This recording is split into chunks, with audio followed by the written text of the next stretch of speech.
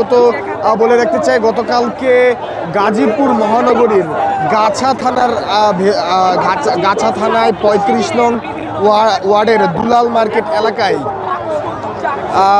ছাত্রদল নেতার বিরুদ্ধে কিন্তু একজন নারী ব্যবসায়ীকে হত্যার অভিযোগ উঠেছে এবং সেই অভিযোগকে ঘিরে এবং সেই বিষয়টিকে ঘিরে বাংলাদেশ ইসলামী ছাত্র শিবির তারা কিন্তু কিছুক্ষণ আগেই তাদের যে বিক্ষোভ মিছিল রয়েছে সেটি শুরু করেছে এবং যেমনটি দেখানোর চেষ্টা করছি, বিক্ষোভ মিছিলের শুরুতেই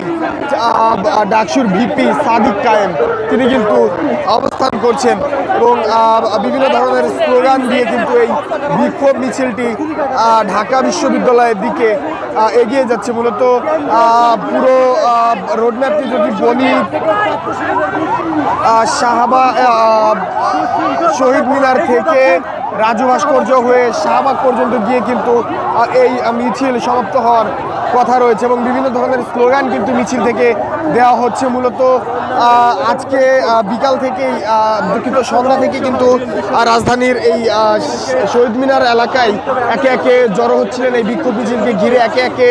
শিবিরের নেতাকর্মীরা জড়ো হচ্ছিলেন এবং কিছুক্ষণ আগেই তারা কিন্তু সেই মিছিলটি নিয়ে বের হয়ে পড়েছেন এবং যেমনটি বলছিলাম, আসলে শহীদ মিনার হয়ে আর শহীদ মিনার থেকে রাজু ভাস্কর্য হয়ে কিন্তু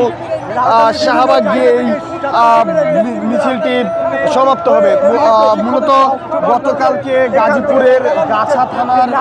৩৫ নং ওয়ার্ডের দুলাল মার্কেট এলাকায় কিন্তু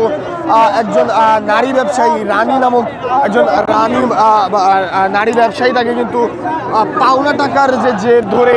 কিন্তু হত্যা করা হয় এবং সেই হত্যার অভিযোগ কিন্তু ছাত্রদল নেতার বিরুদ্ধে আনা হচ্ছে এবং সেই অভিযোগকে ঘিরে বিক্ষোভ মিছিলের ডাক দিয়েছে ইসলামী ছাত্র শিবির এবং এই বিক্ষোভ মিছিলে যেমনটি দেখানোর চেষ্টা করছি, ডাকসু ভিপি সাদিক কায়েম তিনি কিন্তু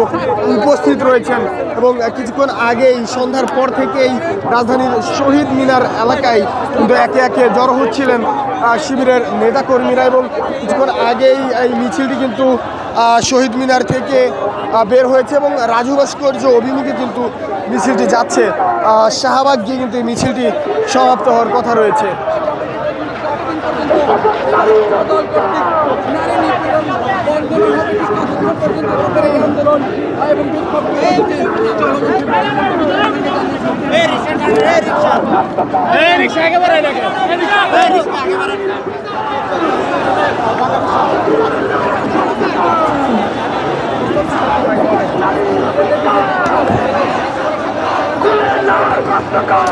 আরে কি রে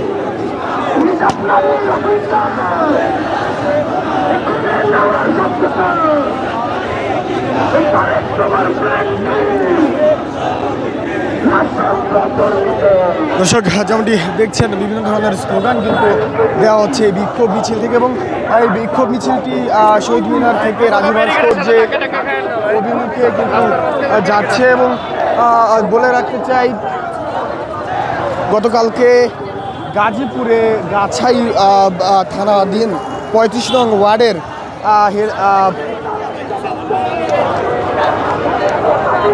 ৩৫ নং ওয়ার্ডে কিন্তু একজন নারী ব্যবসায়ীকে পাওনা টাকার জের ধরে হত্যা করা হয় এবং সেই হত্যার অভিযোগ ছাত্রদল নেতা কর্তৃক কিন্তু দেওয়া হয়েছে এবং সেই অভিযোগকে ঘিরে, সেই হত্যাকাণ্ডকে ঘিরে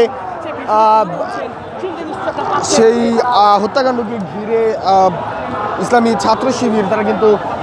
আজকে